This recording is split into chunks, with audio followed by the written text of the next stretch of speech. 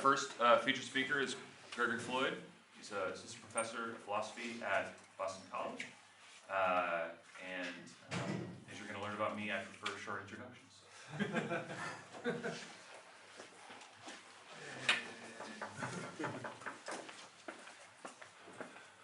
All right, let me see if my computer will open.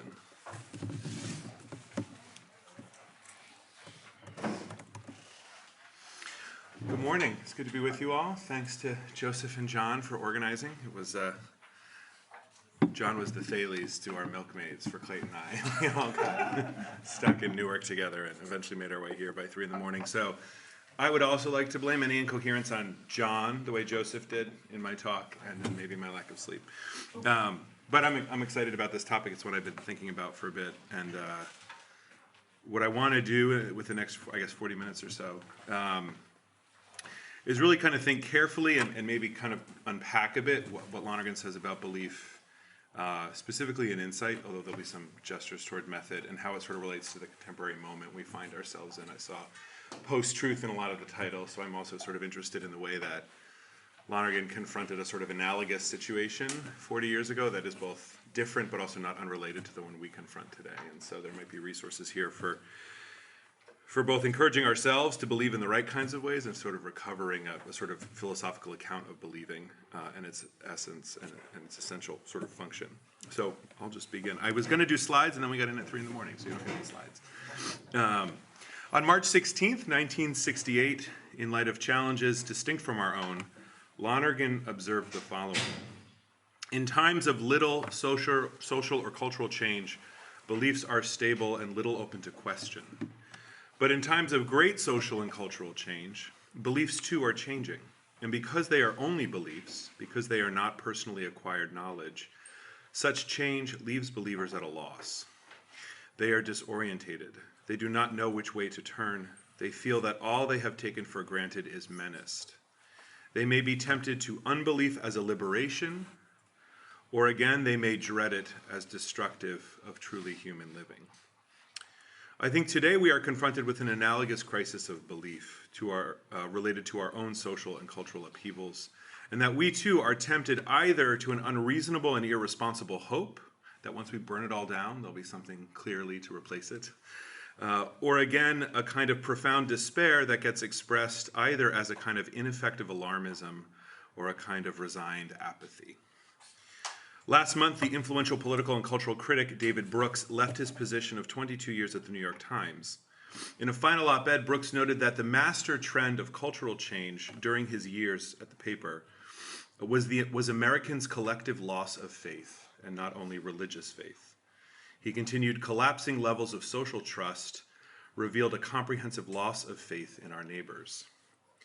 In an age of global markets, multinational corporations, and relatively long-standing social and political institutions, it can seem implausible, quaint even, to locate the source of social decline in the human heart.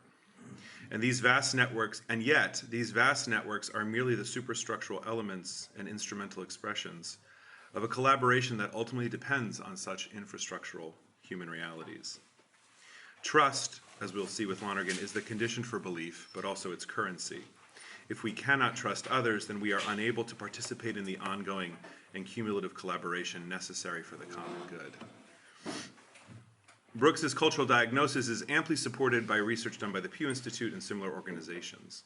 Social trust has declined across a broad set of categories, including in those institutions historically most immune to changing and cultural attitudes, such as scientific institutions. Since April 2020, America's trust in science has dropped 14 points. There's been a sort of related increase in distrust. In the surveys conducted, 1 in 4 Americans indicated that they now have little to no confidence in scientists to act in the public's best interest. And yet it is still telling that even with that decline, scientists are still held in comparatively high regard, and that matters go from bad to much worse when we consider the levels of trust in business leaders, religious leaders, journalists, and horribly dictu, elected politicians.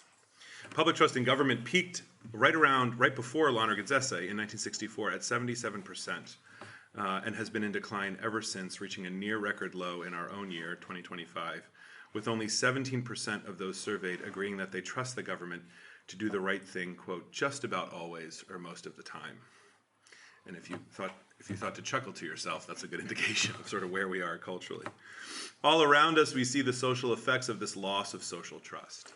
Its erosion has led to skepticism about evidence, facts, and expertise, making it difficult to agree on shared evidence for shaping social and political policy, let alone who should read books at libraries and everything in between. The COVID-19 pandemic gave a particularly acute expression to this crisis and clarified, I think, the severity of its stakes. But the challenge of belief in our present circumstance, I think, penetrates still further. The expressions of declining social trust may be taken as symptoms of a more foundational intellectual pathology, profiled in Lonergan's own time by the philosopher Hannah Arendt. In 1971, just 3 years after Lonergan's essay, Arendt authored a lengthy piece in the New York Review of Books reflecting on the publication of the Pentagon Papers, a leaked document that detailed the systematic deception by 4 consecutive presidential administrations of both Congress and the American people concerning the Vietnamese War. The pièce de résistance of Arendt's analysis is not the fact of lying in politics. As she notes, secrecy and deception have been with us since the beginning. It is rather the particular psychology of self-deception involved, which she describes as, quote, the willful, deliberate disregard of all facts, historical, political, geographical, for more than 25 years. She continues that this disdain for facts results in a non-relation between facts and decisions, and that is the chief characteristic, that this is the chief characteristic in her age of a new bureaucratic class, which she calls the problem solvers. You can think of them as the McKinsey consultants. Problem solvers, she says, and she coins this term, that's the precursor to our term post-truth. Problem solvers, she says, live in a defactualized world, whose problems they solve with an inability and an unwillingness to consult experience and learn from reality. This has the direct result of, quote, shielding men from the impact of reality and in ruining the mind's capacity for judgment and for learning. We might say in Lonergan's words that the flight from understanding often harms others, but it always harms the subject. In our present situation, defactualized thinking has become democratized. Its differentiated modes have been commodified and mass-marketed, and everyone with an internet connection has become a problem solver in Arendt's sense. One cultural indication of this changed situation is the Oxford English Dictionary's selection in 2016 of post-truth as its international word of the year, which they defined as relating to or denoting circumstances in which objective facts are less influential in shaping public opinion than appeals to emotion and personal belief. The word was chosen on the basis of a 2,000% increase in its use related to the Brexit vote earlier in the year and Donald Trump's securing of the Republican presidential nomination that same summer. Both post-truth and its near cousin, alternative facts, suggest not that truth is unattainable. I think that's an important distinction, right? Facts, not that facts are unavailable, but that both are unimportant. The definition implies that what it calls personal belief is not an alternative mode of ascertaining the truth, but an alternative to knowing the truth. It is not continuous with factual knowledge, but an escape from it. And so in this understanding, belief is powerful precisely because it need not be reasonable. Lonergan maintains that even in situations of dramatic cultural decline, intelligence remains at work. The problem is that data are compromised and that our horizons of concern are constricted. Our errors are not errors of ignorance, but errors of selectivity. In the present situation, one insight I think rightly grasped, but incompletely understood, is that of what the social psychologist Ziva Kunda refers to as motivated reasoning. So I'm trying to just generate sort of 3 vectors in the contemporary situation. And that is simply a wish, desire, or preference concerning the outcome of a process of reasoning that conditions that reasoning. Usually it replaces a motive to arrive at an accurate conclusion, what is X, with a motive to arrive at a particular conclusion, that A rather than B. Kunda's account has been popularized by the influential work of the social psychologist Jonathan Haidt, who I'm sure we all know, The Righteous Mind, Coddling of the American Mind, and most recently, The Anxious Generation. So Haidt cites her regularly in his sort of social psychology. And in his attempt to explain increasingly divergent evaluations given by political partisans to the same set of social facts. This affective account of belief has 2, I think, problematic consequences. It tends to present belief as irrational, as merely post hoc justification for a decision that's already been settled by one's emotional commitments, what Lonergan describes as superficial opinion backed by passion. And secondly, because belief is principally taken to be a matter of emotion, not reason, it is simultaneously beyond the reach of rational critique and development.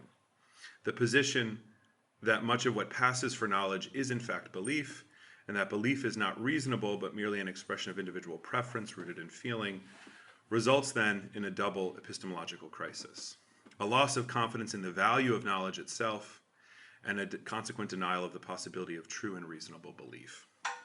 So I will venture here today, in this friendliest subset of the friendliest universe, that Lonergan can be of help at both the diagnostic and therapeutic levels. At the level of diagnosis, few philosophers since Plato have taken the issue of mistaken beliefs and mistaken believing more seriously.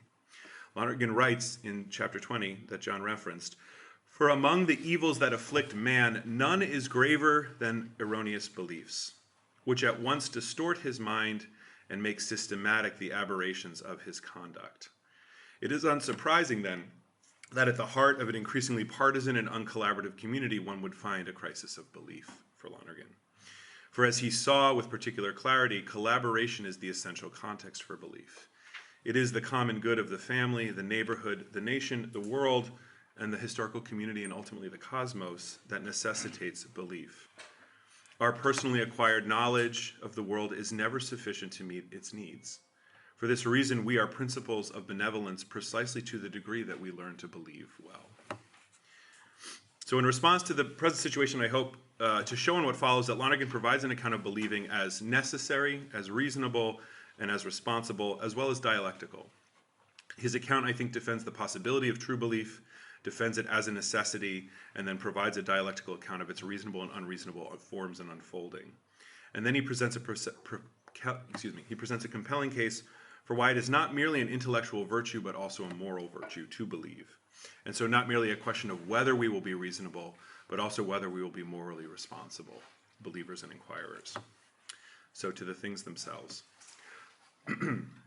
Lonergan's fullest account of believing as an intelligent and reasonable procedure, in his words, occurs in the final chapter of Insight, where it is presented as, in his words, a lengthy excursus.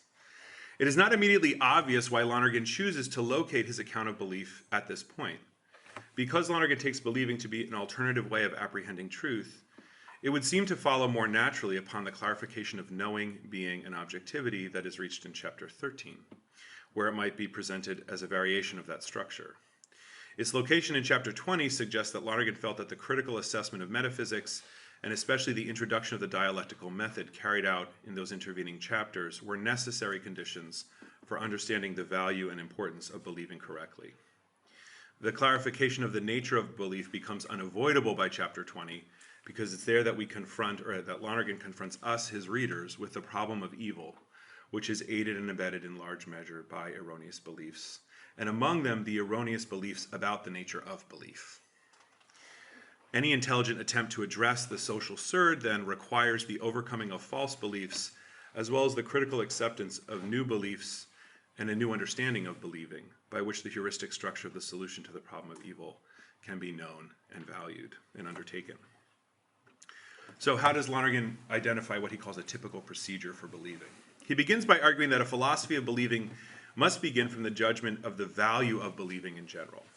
But it is not immediately obvious why this should be true, why concluding to the value of holding a particular belief, say that Kentucky bluegrass seed is the most appropriate choice for reseeding a lawn in New England, presupposes the more general commitment to the belief that, or the value that, when presented with a reasonable belief, it's better to assent than to deny or withhold judgment. So the connection between those two is not immediately obvious. I think Lonergan may have two aspects in mind. First, that a judgment on the value of belief is an affirmation of what we might call the good of the intellect, that we are constituted as agents of truth, or that the finality of intellect is the unconditioned, and that our desire to understand is itself a desire for truth. Within this foundational orientation, we can distinguish what Lonergan calls two ways in which men and women reach truth and certitude. In addition to immanently generated judgments of fact, there are immanently generated judgments of the reliability of another's immanently generated judgments of fact. This reduces, I think, to the simple but decisive argument that it is always better to accept the truth than not to accept it. For if for either necessary or contingent reasons, it is not possible to be brought to a given truth by means of the rational compulsions of our personally acquired judgments, then one ought to accept it in the mode of belief, for true believing is better than not knowing at all. And sometimes I think an overemphasis on cognitional objects, knowledge and belief, rather than cognitional procedures, knowing and believing, can obscure what is for Lonergan the most important fact, that the difference between knowing and belief lies not in the object, but in the attitude of the subject. Knowledge and belief are distinct modes by which one is, so to speak, brought into the truth, and each has its advantages, knowledge its stability, and belief its efficacy. They are two procedures with the same referent being. While each procedure constitutes a distinct mode of apprehension, neither creates its object. Therefore, as knowing does not make what is known to be real, neither does believing, kind of in the inverse way, make what is believed false or illusory in some way. A second sense in which the general value of judgment is essential, I think, is the sense in which it elevates believing from a cognitive to also a moral endeavor. Perhaps this aspect lies behind Lonergan's obscure remark that a fundamental methodological issue, those memes that say, like, nobody asked, and then, you offer a response that the internet's not looking for. So Lonergan says, out of nowhere, well, there's this fundamental methodological issue in the last chapter of my book, and that is whether or not man should confine his assents to personally acquired knowledge alone or not. Lonergan rejects the epoche, we could say, of the Pyrrhonian skeptics for two reasons. He notes that while it is in principle possible to live one's life in a state of veridical suspension, in practice it is not possible. Human collaboration is in both practical and theoretical fields of knowledge is transacted through belief, and such collaboration is not only a contingent fact, but an unavoidable and therefore necessary condition. Secondly, this belief is not only necessary, it's ubiquitous. The habitual background we bring to any present task has always already been constituted through what Lonergan calls an unrelenting symbiosis of knowledge and belief. So whether we are engaged in the practical understanding required for the innumerable tasks of individual and social life, or in some theoretical enterprise, Lonergan says, the mentality of any individual becomes a composite product in which it is impossible to separate immanently generated knowledge and belief. And if this, what we could call this background symbiosis, is not in se inscrutable, neither can it be submitted to exhaustive differentiation. What the skeptic fails to grasp for Lonergan is that knowing and believing are both subordinated to the human task of learning and its self-correcting cycle. So the sort of criterion for a sort of critical evaluation is not, so to speak, a movement backward through the contents of consciousness. That would yield, Lonergan says, not a stable and proud citadel of pure and certain knowledge, but merely a species of primitive ignorance, if we were to only rely on what the knowledge we've immanently generated. Therefore, the critical assessment of belief presupposed by the skeptics cannot consist in a movement backward to conduct a critical genealogy of the contents of consciousness, of identifying which we possess by right of personally acquired knowledge, and then committing only to these, but rather by what we might call a movement forward into the self-correcting process of learning, according to which, quote, every belief and all its implications are submitted to the endlessly repeated, if often unnoticed, test of fresh experiences, of further questions and new insights, and of clarifying and qualifying revisions of judgment. That's Lonergan's sort of opening salvo about the context for believing. Thus far, Lonergan's analysis of the necessity and ubiquity of believing might be taken as only intensifying our epistemological crisis, rather than contributing to its resolution. If belief is not immanently generated knowledge, and therefore is ungrounded and irrational, but also necessary and unavoidable, do we not just arrive at a situation analogous to that of Sisyphus, condemned to an absurd cycle in which we believe in order to understand, only to understand that our belief cannot be so grounded? But this is the case only if one has determined in advance that belief has no rational grounds. So we'll see how Lonergan disputes that belief. The challenge then for Lonergan is to show how under certain conditions belief can be true belief. If belief is both necessary and ubiquitous, then for it to be good, it must be possible for it to be a mode of apprehending truth. What Lonergan calls the theorem of belief in chapter 20 identifies two conditions for the logical possibility of belief. So first he can kind of secures this possibility, and then he goes forward to show how it can be, that it is in fact actual, and then how we can do it with greater regularity and more efficaciously. The first general condition is the communicability of truth. For it to be possible for a belief to be true, it is necessary that it be possible for a truth to be communicable beyond the conditions of its immanently generated apprehension. Truth, in other words, must be the kind of thing one person could know and also communicate to another whose immanent evidentiary grounds for that truth can never be identical with the first person, or in the case of belief, may be absent altogether. Earlier in Insight, Lonergan argued that knowledge depended on an apprehension of the virtually unconditioned, which entails the truth grasped, say that 2 times 5 equals 10, and that if correctly understood, is understood as an intelligibility not ultimately dependent on my grasp of these numbers in this arrangement at this time and place, and not dependent for its truth on my mind's particular apprehension of it. That is, that the multiplication of 2 by 5 yields the sum 10 is grasped by me in a concrete historical act of intelligence, but it is grasped as valid before and beyond that concrete act of intelligence. For this reason, Lonergan writes, there is to any truth an essential detachability from the mind in which it happened to be generated, and an essential communicability. So that's the first concrete condition, the sort of communicability of truth, and its distinction from the environments in which the conditions in which it's sort of affirmed and grasped. The second concrete condition for the possibility of true belief is whether, in fact, this logical possibility is realized. And Lonergan doesn't give much of an argument because he thinks it's perfectly obvious that this is amply attested to in the acquisition, advancement, and dissemination of knowledge that constitutes schools and universities, scientific societies, social and cultural institutions and practices, and our global networks of communication. In short, that we do, in fact, regularly believe knowledge communicated by others, and in many cases, that knowledge is regularly confirmed through further experience. So if Lonergan's theorem of belief then demonstrates that correct belief is a logical possibility and a factual reality, the pertinent question becomes not whether to believe at all, but rather how to believe correctly and with greater reliability. To meet this question, Lonergan shifts from describing the context and conditions of belief to what he calls an outline of the typical process of true belief. In this process, he distinguishes 5 phases. This is where I wish I had the quote, but I'll just read it to you. We need preliminary judgments on the value of belief in general, and that includes on the reliability of the source for this belief and on the accuracy of the communication from that source. Second, and this will be the key move for him, a reflective act of understanding that, in virtue of these preliminary judgments, grasps as virtually unconditioned the value of deciding to believe some particular proposition. 3, the consequent judgment of value. 4th, the consequent decision of the will. And 5th, the assent that is the act of believing. We note that in the first stage there occurs not only the general affirmation of the value of belief, which I've been discussing, but also a set of particular judgments relative to the concrete situation calling for my assent or withholding of belief or denial.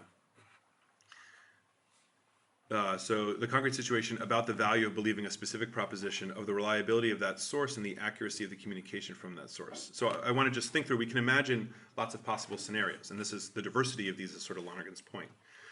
So I'm going to give you 4. I believe this news source to communicate reliable information about the likely consequences of a proposed piece of big, beautiful legislation. I believe that a squared plus b squared equals c squared. I believe this teacher or doctor or childcare provider when she communicates difficult information about my child. I believe my music teacher when she assigns me a seemingly unrelated and dreadfully repetitive exercise as a way to improve my technical proficiency. It is here in this simple sample that we begin to intuit the immense field of possible circumstances calling for belief. We confront also the broad range of types and degrees of evidence that might go into a judgment about the reliability of a source and therefore the credibility of believing. The different gradations of accuracy demanded by different situations, the diversity of context calling for belief, and the diverse grounds for the constellation of particular judgments required in a belief enable us to grasp in equal measure, Lonergan thinks, the variability but also the artistry of human believing. We must admit at one and the same time, he says, first, and this is a quote from Lonergan, the ultimate insufficiency of any set of general rules for belief. So there's a typical procedure, but there's not going to be a single method of believing, at least in the sense of a specialized method. And then at the same time, and for the same reasons, quote, the full range of the intellect's resources and the delicacy of its discernment in the beliefs that it makes in different fields of knowledge and different contexts calling for belief.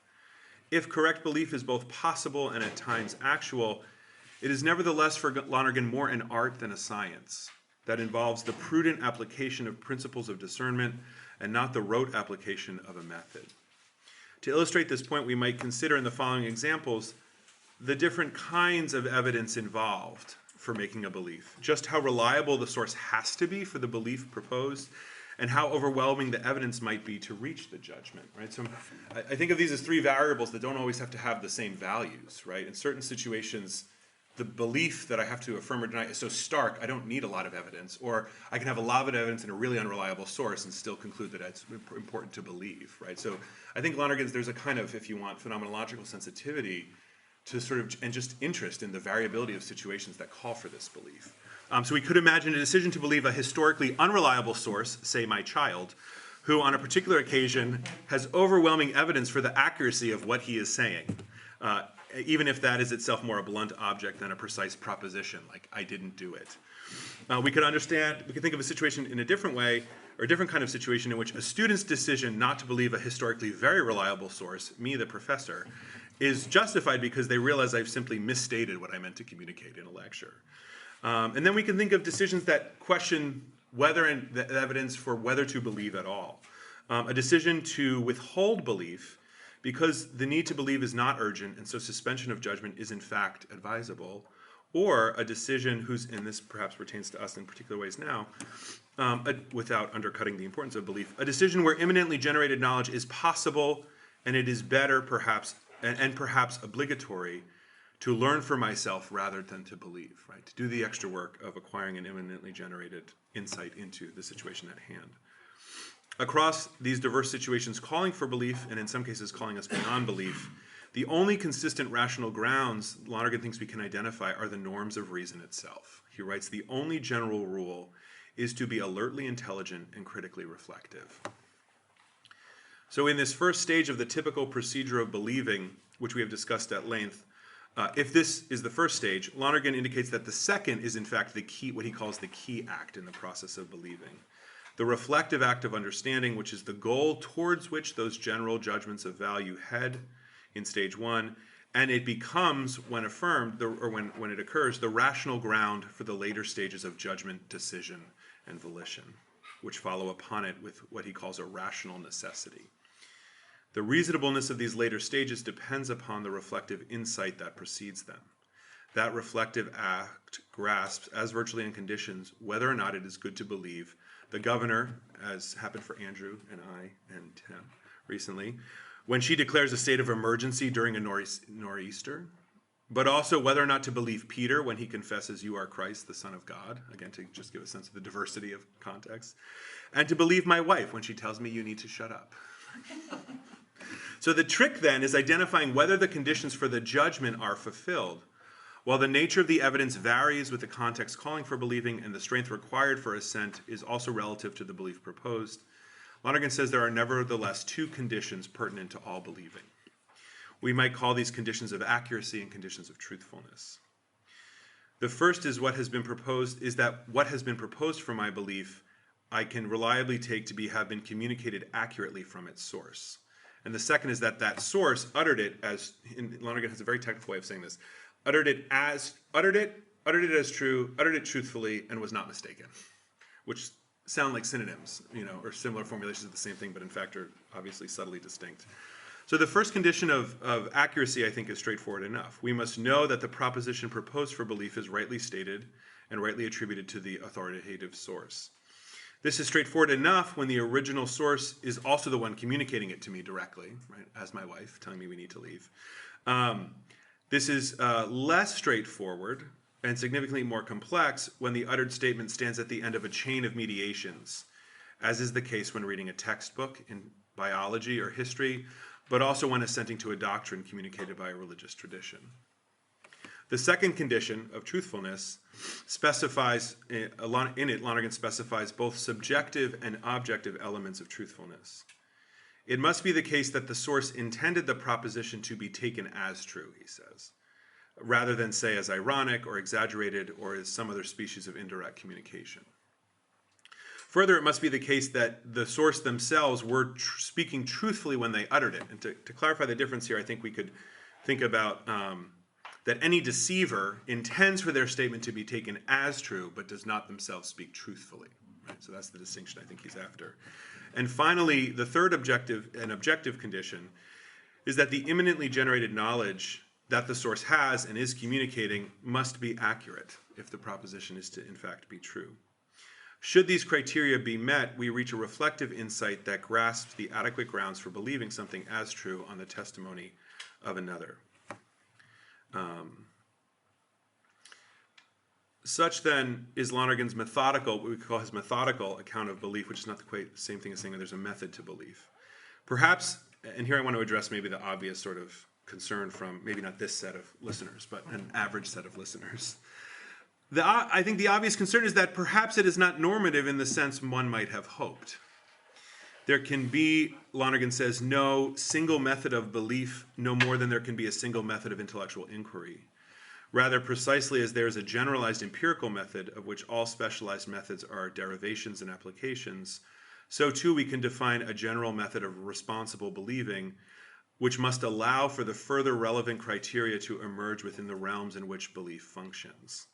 These distinct methods of reasonable belief stand, we could say, in an analogous relationship to one another, as so many concrete expressions of intelligence and rationality across diverse fields of inquiry and action. It will also be clear that no less than knowledge, clarifying the methodical nature of belief or its typical procedure, does not thereby make it immune from error.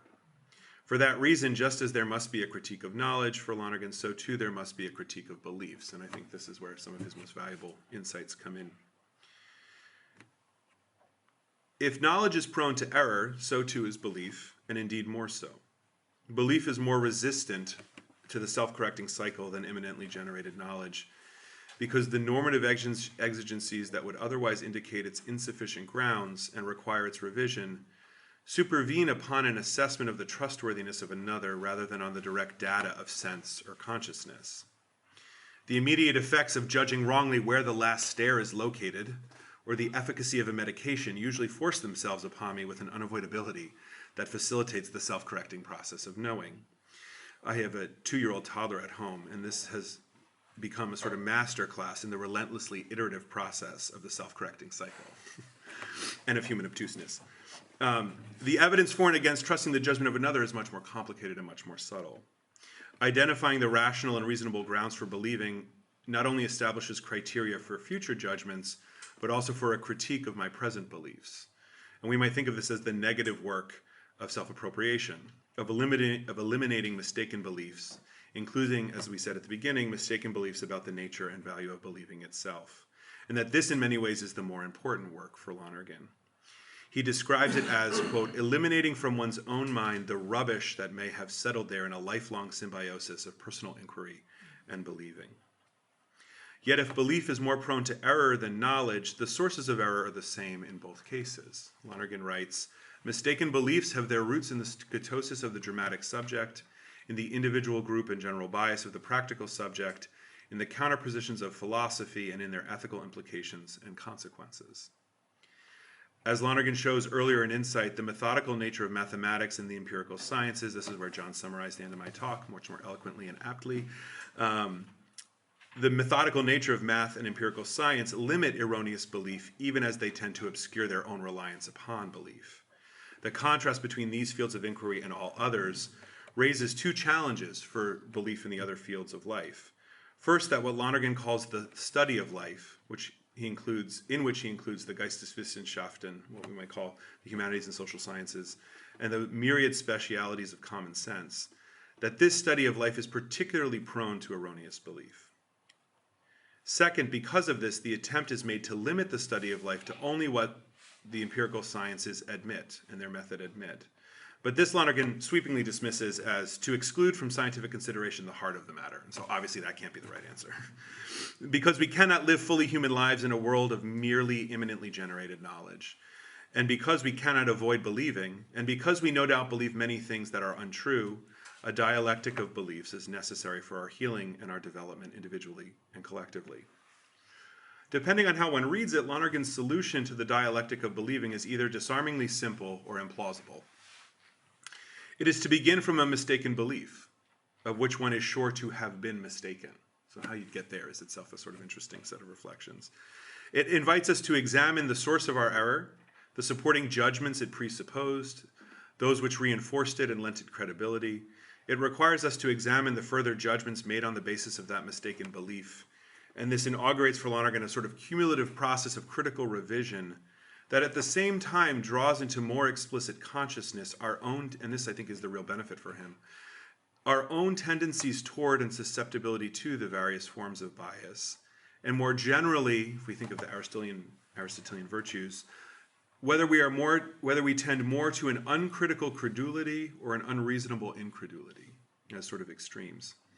This results in what Lonergan later refers to as critically controlled belief, right? So this is his sort of proposal for an analogous sort of critique of belief in the human sciences, but also practical knowledge that would be analogous in some way to what math and science have developed for themselves.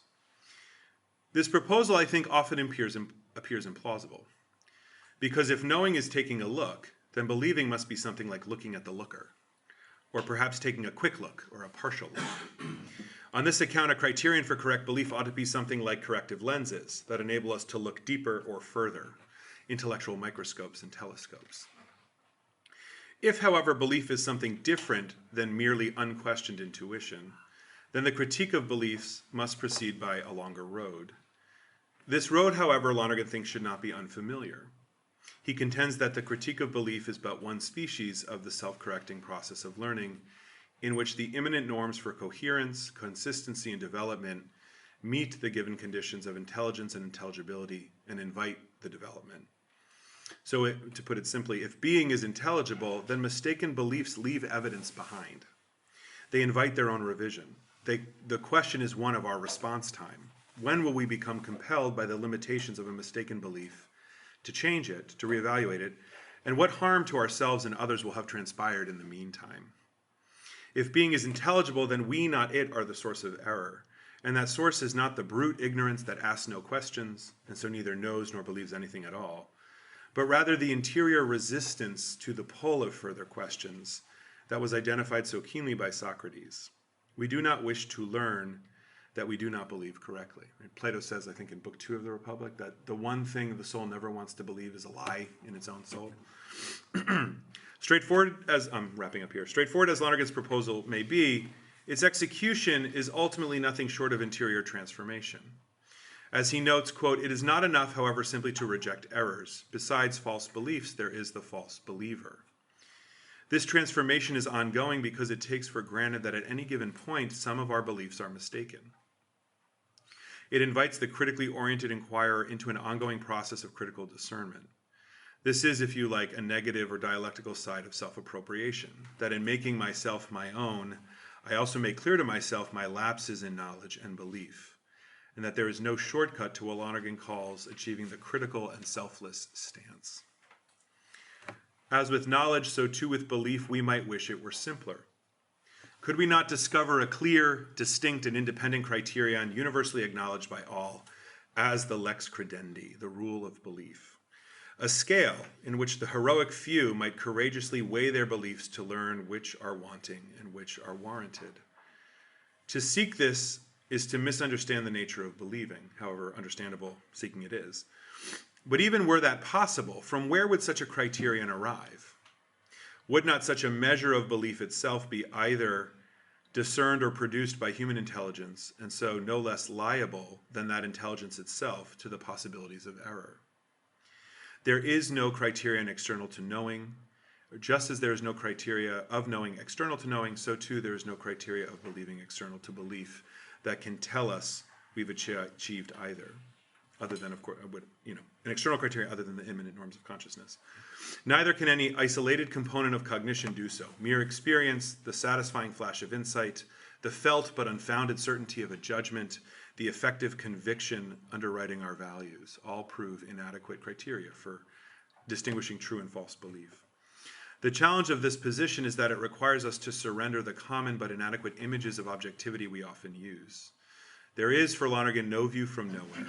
What is available to us are the intrinsic and normative exigencies of consciousness, directing us toward reality through our desire to know. We can't get around cognitional activity in our search for objective knowing and reasonable believing. What human knowing is, what human believing is, are integral and inseparable from both. So a few points in conclusion.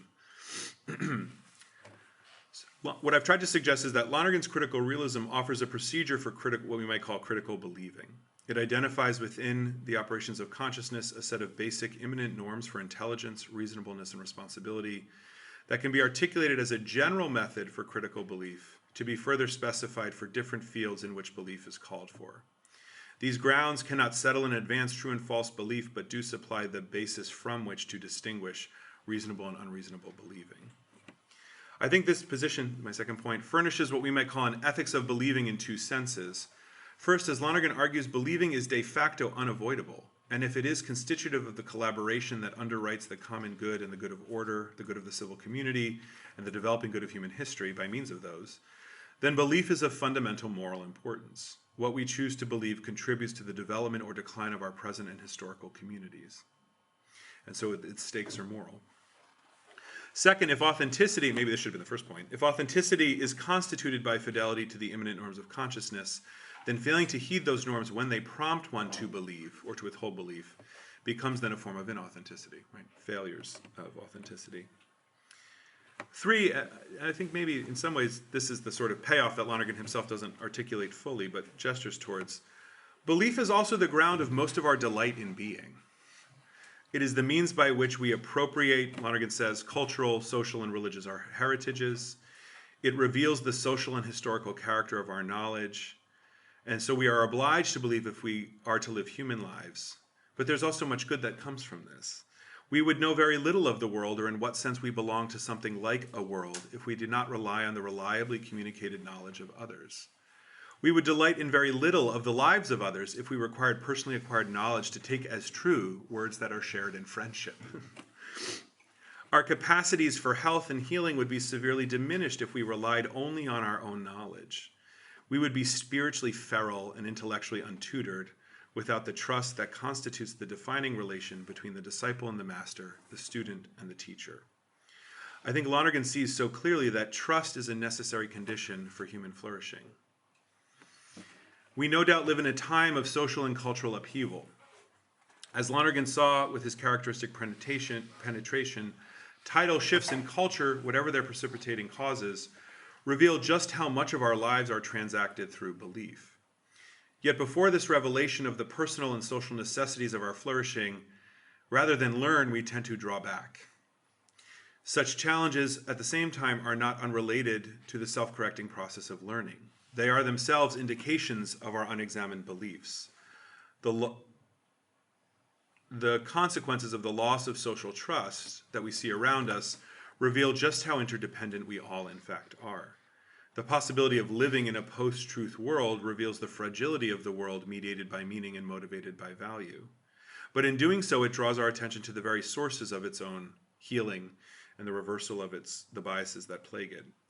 It reveals with greater clarity and urgency that it is a world for which we are responsible. A greater attentiveness to the subjective conditions of our shared existence is itself a condition for aiding in its development and redemption.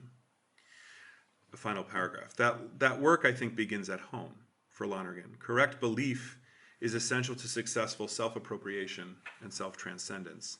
It is not only a test of the grounds of one's preferred ideas about reality, a method of measurement, but a spiritual exercise whose very activity constitutes one as the kind of believer he or she is. So a method of self-constitution. I am characterized not only by the beliefs I hold, but more fundamentally by the way I have come to believe and affirm them. I am not first a person who then believes beliefs. Rather, my believing is constitutive of my very personhood, lending it the particular character and form of expression it possesses. In this sense, belief is today's issue because it remains for every age each day's issue. Thank you very much.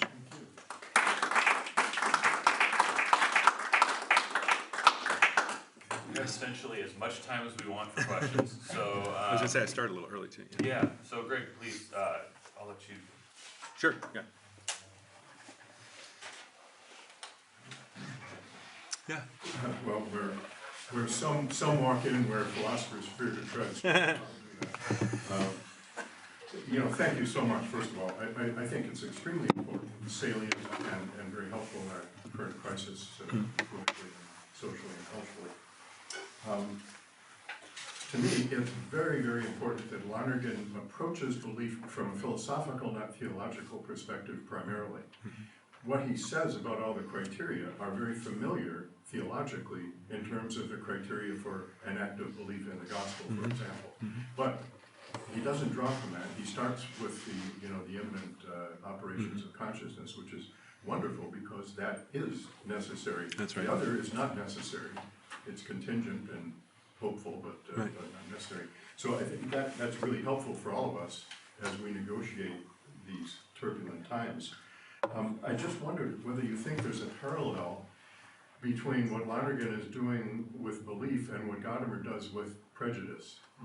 In other words, there's a temporality to belief. We hold it, but we don't always think about it, but we can proceed from it, which kind of is what the positive understanding of foreurtile or prejudice is for Gadamer. Do you think there's an overlap there? Yeah, without a doubt. I mean, I think belief is how tradition is mediated to us, right? In that sense, belief is constitutive of tradition. And also belief sort of as he doesn't use this exact language from earlier in the book, but belief is a sort of the elements of a habitual orientation toward the world, right? That give us sort of judgments of value, that sensitizes us to certain kinds of questions and to paying attention to the evidence of the world in certain kinds of ways. Would all be a way of articulating, this anticipates the move after method of the way from above downward, right? Which I think is indebted to his reading of Gadamer in important ways, that belief is sort of tradition speaking through us, right? But in a way similar to Gadamer, we're never without belief in the way that we're never without a tradition, but that doesn't mean we're sort of uncritically beholden to it, that we can renegotiate our sort of relationship to it in important ways. Gadamer and dialogue is That's right. It raises for me, too, a point that I didn't have time to develop, but he talks about this general judgment of value on sort of like the value of believing. And I think there's a way that that's an explicit judgment, given how much time he spends talking about and drawing our attention to the ways that collaboration is just presupposed in everything we do. On the other hand, he'll turn to the social psychologist Erik Erikson later in life, who has this idea of basic trust. That is a sort of pre-rational, pre-predicative. It's the trust that's born of a child that reliably receives food from its mother and protection from its parents. And it's really our first instinct of the universe as a friendly universe. And so I think there's a way that we could deepen that sort of first judgment as a sort of like pre-predicative judgment, that the world is a place that, at least under certain conditions, sort of can be known and trusted on the testimony of others because of the evidence of their love for me. And I think there'd be a way to sort of develop that further that would also be indebted to some of Gadamer's insights. Yeah, Father Humphrey. Yeah, thank you, Greg. And I was very impressed with some of the analysis and comparison you made between belief and knowledge. And I was personally struck by where you tried to compare what Lonergan said about, that the weight of the judgments or the measure of belief is not primarily on the object, but the subject of belief in that case. So I have a little something to clarify. You help me. What happens if what I believe in may not be? Let's take for instance, I believe in God, but I don't believe that God is what people think He is. Because we live in the world today where there are people who believe in religion, but they don't believe that religion is what is conventionally believed or accepted. And that's why we can talk about people who talk of religious norm. In that case, what epistemic challenge do you think it poses to the world today on conceptualizing the object of belief? Whereby you partly mentioned it like a post-truth and the other ones, plurality of individual meaning. In a world we live today where everyone develops his own subjective belief, how do you conceptualize what we believe in the future? Like I mentioned religion, you have people who say, oh, I believe in God, I believe in religion, but what they believe in is not the proposition captured by that. I believe in God, I believe in religion, but I don't believe that religion is this. So how? Yeah. Yeah. So I think that highlights a point that Lonergan insists on too, but maybe not with the clarity he might have, that the problem of truth isn't sort of escaped by knowledge versus belief or belief versus knowledge, right? And that, so he says at one point, I had to go back and find them from like one of the first few chapters, the sort of criterion of truth, because I think they're relevant to this question, right? Because in a way, there's nothing, there's no sort of foolproof yardstick in the moment of assenting to that belief, right? If we think of that as a single moment, but there's a different kind of standard if we think about this as an ongoing process, right? So the ultimate criterion for truth for Lonergan is the unrestricted desire to know, right? And the sort of only way to sort of address the inadequacies of the things that we believe is by a kind of sensitivity to further pertinent questions, right? And those can be a compelling alternative proposal of what God might mean by a friend, a professor, a spiritual person that we love or emulate in some way. But ultimately it's going to be the sort of way that attentiveness to our beliefs and their sort of retinues of associations and implications raise conflicts and incoherences for us. That's going to force us to confront whether or not we will be faithful to the inner exigencies of clarity and coherence that lead us to deepen our understanding of what God might mean or whether or not a God exists. And that itself is a collaborative exercise, right? Because the further pertinent questions are more often raised by others than they are by us. Right? I mean, at some point they have to enter into our sort of field of awareness as compelling, but they're often kind of forced there by people we love, right? By sort of coming to care for the kinds of questions that other people care about because we care about them, that we didn't care about ourselves. But that, I think that's, I'm happy for the people to jump in too, but that's ultimately Lonergan's answer, right? That it's the self-correcting process driven by a desire to know that can be the only sort of imminent ground for the revision of our beliefs or the discovery that, in many cases, I'd say even with, I usually teach Christian Smith's article on moral therapeutic deism. And there, because there's like the sense of the selectivity of moral sensibilities, I think is really kind of clear there in these interviews he does with, if you don't know him, he's been in the news recently. It's like Jeremiah he wrote. But he sort of interviews, him and his partner interview thousands of American teenagers of all different religious commitments and none, and sort of infer this sort of rough kind of what Bella might have called a civil religion or a sort of social religion that underlies their different denominational commitments. And it's the divine butler, the cosmic therapist, right? God hears me when I need him, but isn't looking when I'm doing things I'm not supposed to. But the thing is, those beliefs are rarely totally wrong, right? And I think that's also one of Lonergan's, if you want, wagers, right? That the self-correcting process presupposes there's a seed of something correct to the degree that my belief is based on some sort of evidence that I've misunderstood, right? There's some sort of purchase there that invites development, and not only something that has to be kind of wholly rejected and sort of reconstructed from the ground up. But that'd be my first attempt.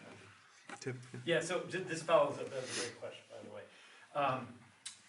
First of all, thanks for, this is a really, really helpful exegesis. It was very careful. I really appreciated what you're doing, Greg. And my question is it's a little bit extrapolating, but I'm kind of jumping off what you just said, all right? So here's the caricature that I would imagine would be directed to Lonergan. It would be something along the lines of, wouldn't it be great if everybody self-appropriated? Wouldn't that be great? And so this sort of wishful thinking, like let's just hope that everybody undertakes the process of coming to more reflective judgment and by extension then a better reflective attitude towards their believing. Okay, so again, the caricature would be that it's wishful thinking that will happen, right? So in his context and in ours, I think it's right to observe that belief breakdown leads to all sorts of surds, and therefore belief itself it's called into question as he notes. So where I want to go with my question is, you talked about the fact that he both diagnoses and offers a prescription. Okay, so his initial prescription is going to be what you walked us through. Can we extrapolate that, though? I mean, in a world in which people are not going to become reflective in the way that he is calling for,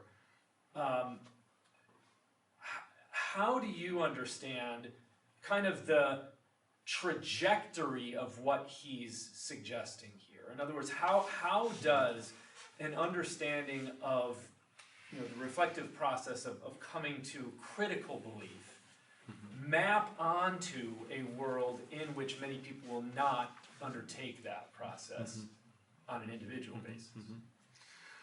I mean, it has to be something analogous to Cosmopolis, right? I mean, that's how I think about it. The only sort of answer, right, beyond the sort of personal work of the discoveries of the inconsistencies in our own believing, is to begin to cultivate a community of people who can be 11 in some way, right? Yeah. Who do that at the same time. Yeah. I mean, I'm struck that a philosopher I work on has a line largely about religious belief where he says, it can't be imposed, it has to be proposed. And I think the nature of belief is such that that's the case across the board, right? I think Benedict does that. It's actually Jean-Yves Lacoste, but Okay, all right. I mean, Benedict says something similar, right, Yeah. Ratzinger?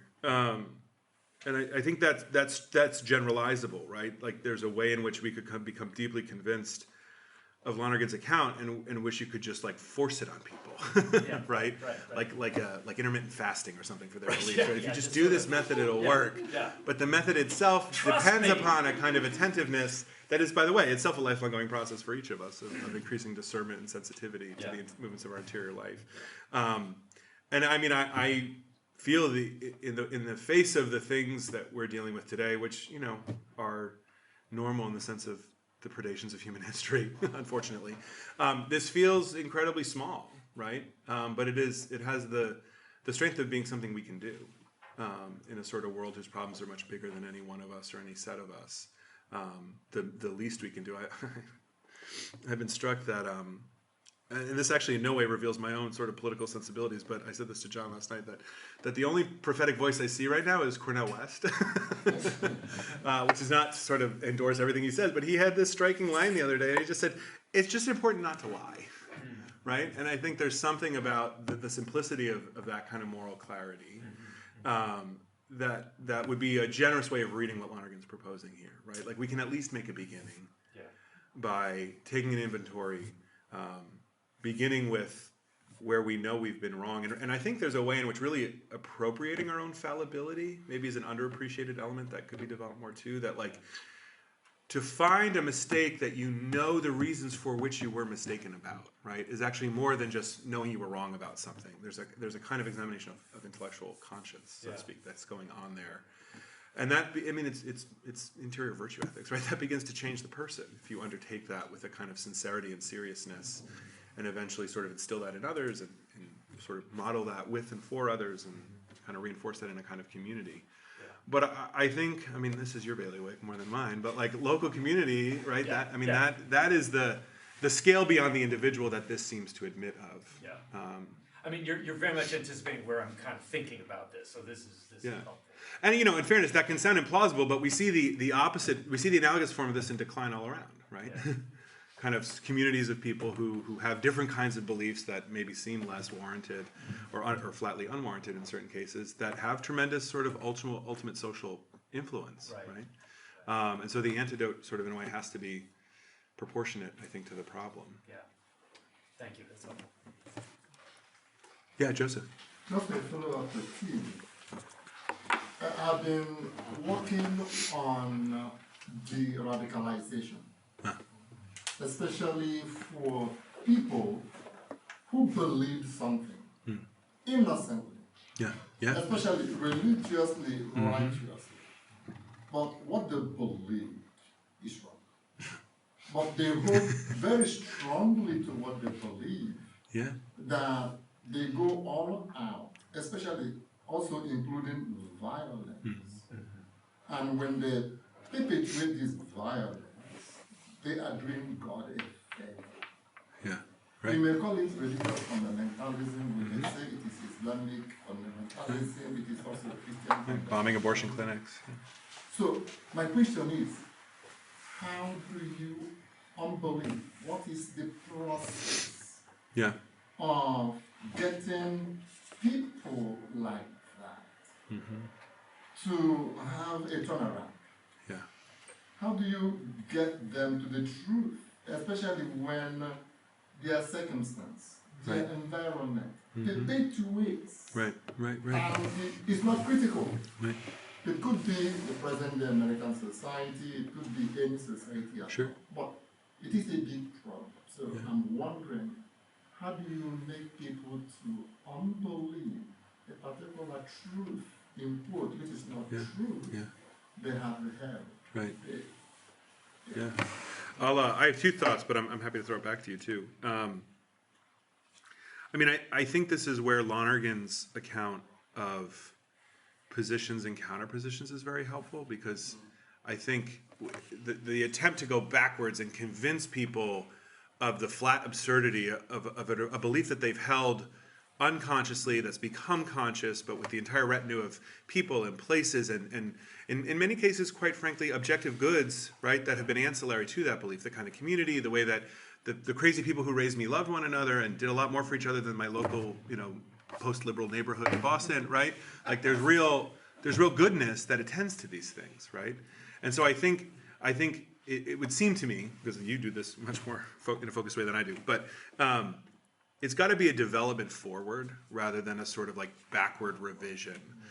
That sort of like there's the seed of something real and good here, even if it's only a kind of mistaken moral impulse that can be perhaps nurtured in certain kind of ways. I mean, I think that's a sort of like more conceptual answer. I think the other way, I think people just have to be sort of cared for out of these commitments and convictions, and some of that is giving them affective and intellectual images that enable them to envision different kinds of life that are not, on the one hand, totally discontinuous, but also quite radically, in some ways, discontinuous with the lives they led before. We were talking over many cocktails last night as we waited for 8 hours in an airport about how we got to grad school and everyone was a recovering fundamentalist.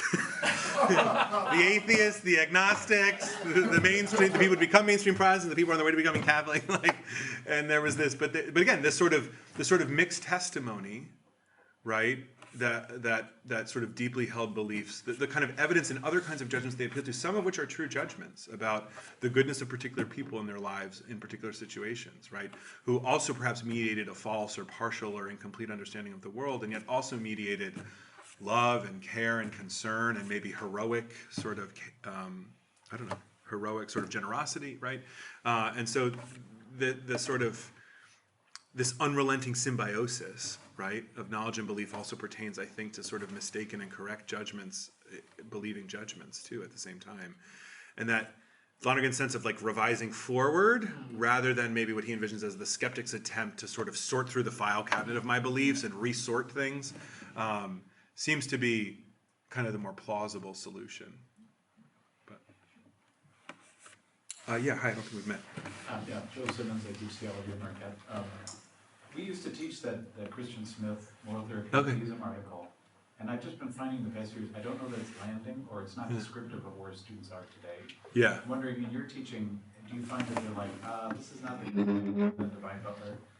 Good, yeah. I just find there's even adjustments in the past, say, 5, 10 years. Yeah. I first read about it with Mark Mazda at DC. Sure, yeah. So I'm wondering, do you have any? Yeah, no, I agree with that. But my sense is it turns my students into like the philosophical critics of the position rather than like seeing themselves reflected in it, which I think is fair, because really I guess it's describing sort of like younger millennials.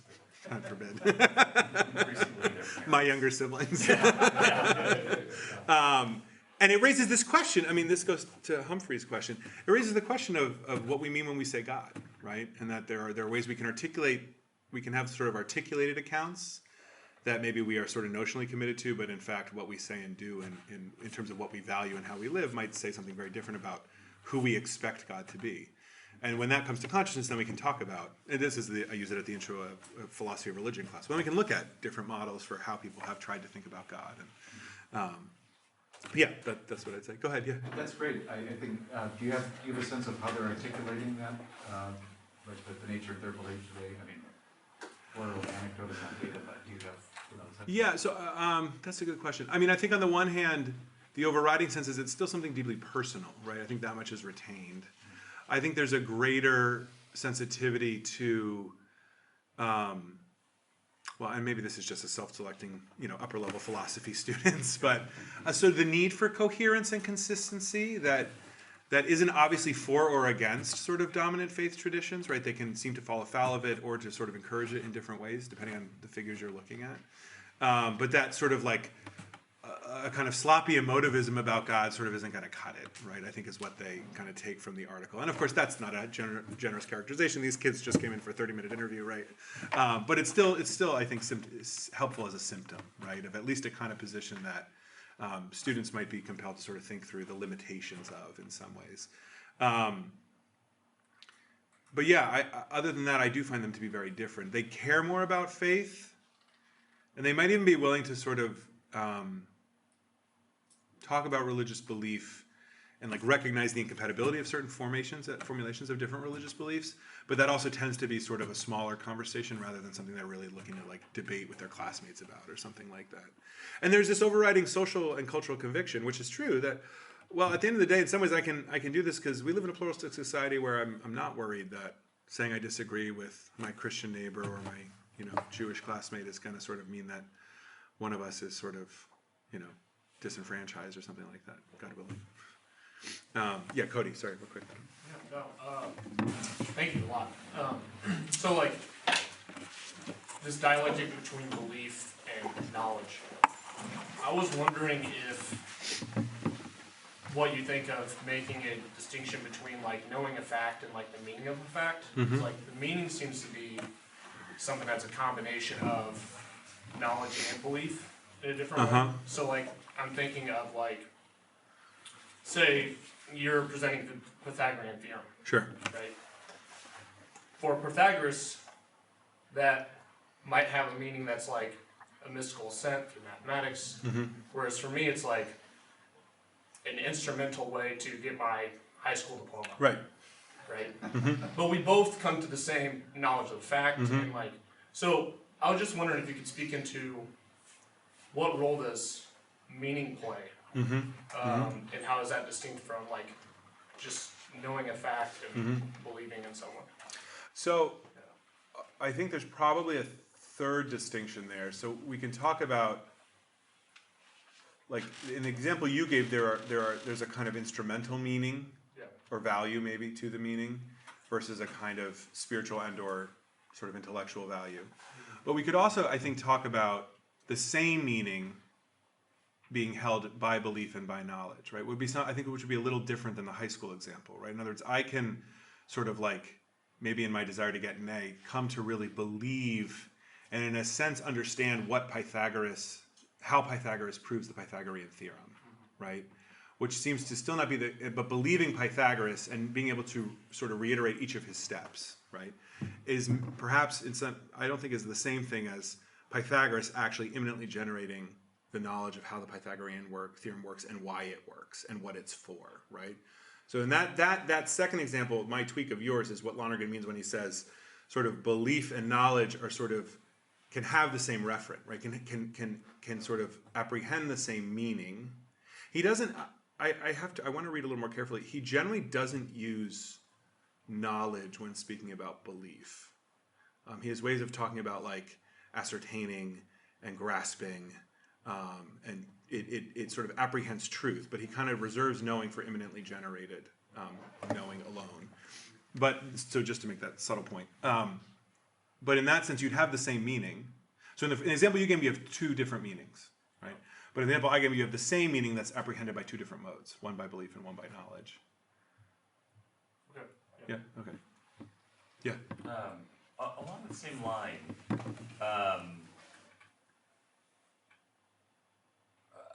I'm thinking about the way in which evaluations are proposed for belief, right?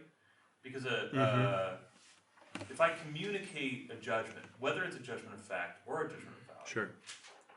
to you, and you assent to either the factualness of what I've communicated or its worthwhileness. Right. I might have a shared factual judgment, or believe you on the facts and disagree on the value. Right. Could be, yeah. Yeah. But that evaluations are also the object of belief. Do you think that and in Lonergan's account of imminently generated knowledge, whether the quality of judgments of fact are different from judgments of value, in no small part because a judgment of value doesn't consist in a grasp of the virtually unconditioned. Because the thing you would do on the basis of apprehension of value hasn't happened yet. And so I wonder if does evaluations being the object of belief, because Insight Lonergan hasn't teased all this stuff out yet in the same way. Right. Do you anticipate that the sort of analytic of believing would need to be modified correspondingly? With the full emergence of the judgments of value. Yeah, with regard to believing an evaluation. Good question. I haven't thought through that. I mean, yes, I think is that. I think so too, my but basic I'm instinct. not sure where to go from there. Right. Or what believing looks like at the third level versus the fourth in some ways is I think partly what you're getting That's at. just what I'm asking. Yeah. Yeah, I don't think I have a good answer to that. That's a good question. Here's an embarrassing anecdote that I'll leave for posterity. When I was an undergraduate, there some people there were like racially provocative signs put up in one of the dorms, and there was a big campus meeting to address this. Not a formal one, kind of an informal one. And I very naively proposed that it might be helpful in these circumstances to have some philosophical and moral clarity about why relying on racial categories as though they are descriptive of reality is bad. Which I'm sure was received as like a skeptical question, which is not how I intended it. But I was, 20 or whatever. But really in that context, the thing organizing the cooperative action of my campus community was a shared belief that relying on racial categories as though they're representative of reality is bad.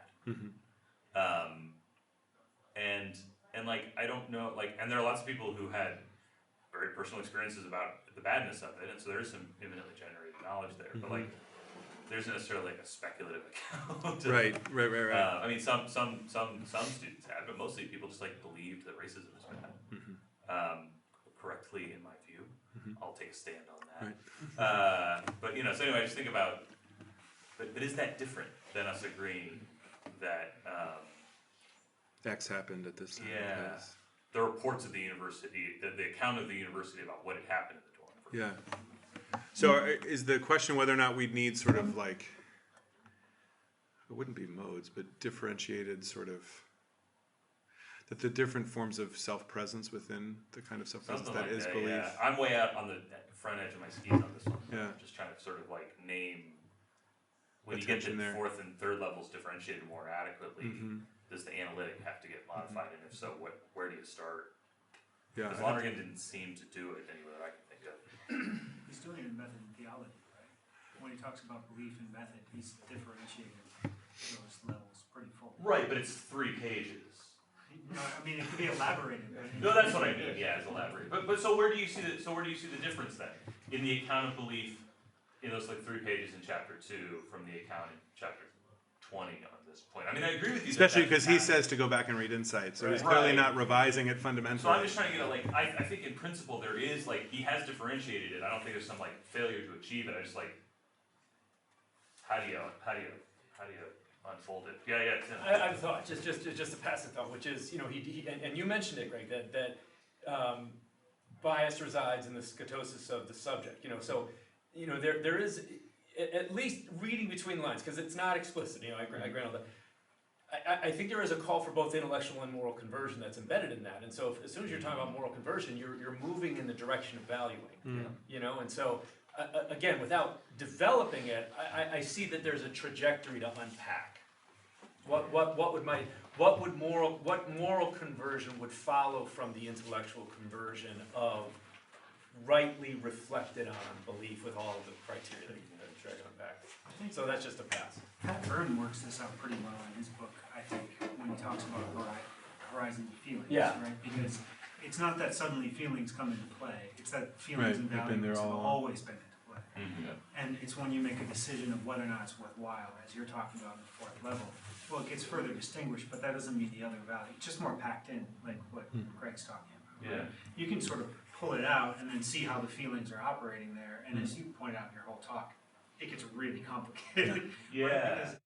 And it gets concrete, and you're going to have to, as Pat talks about, you're going to have to concretely discern in each moment. It becomes hard to generalize. So, and kind of in method, that's what Lonergan's saying, is you get down to the community, the individual, the sort of tradition, you can generalize these things, but it gets increasingly complicated, the way these things sort of jettison.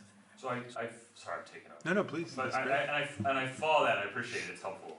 But can you close the loop on believing, the act of believing specifically when it comes to that? Like, I can see the way in which believing evaluations is formative of my scale of value preferences and my affective response and things like that. Well, I think like what Greg was saying, correct me if I'm wrong, I don't want to impose, I want to propose.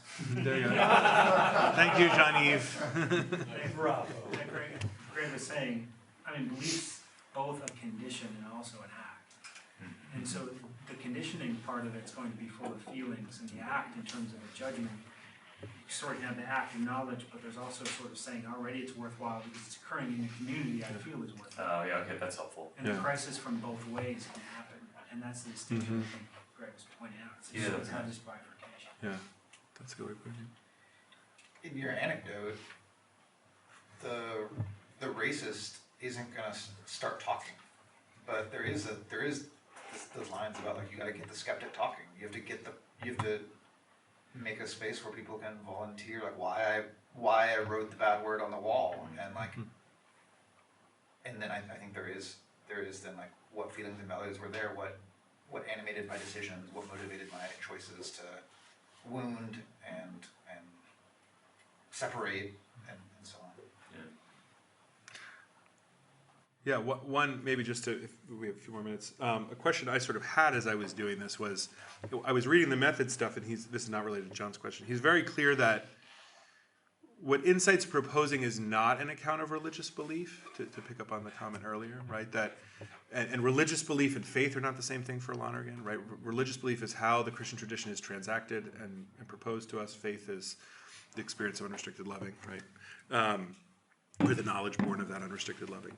And so my question is sort of, sticking just with religious belief is sort of a subset of belief, but there also seem to be ways in which that's too simple an account, right? Like, is religious belief simply a special case of believing, or is there something sort of distinctive about it, given the kinds of evidence it appeals to? Or its relationship to faith and a kind of experience of unrestricted loving or unrestricted being in love.